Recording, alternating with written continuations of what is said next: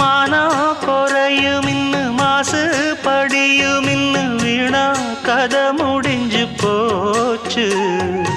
ஈசான மூலையில லேசான பள்ளி சத்தம் மாமன் பேர சொல்லி பேசுது. ஆறாத சோகந்தன்ன தீராம சேர்த்து வச்சு ஊரும் சேர்ந்து என்ன ஏசுது. மாமா மாமா உன்னத்தானே எண்ணி நானும் நாளும் தவித்தேனே.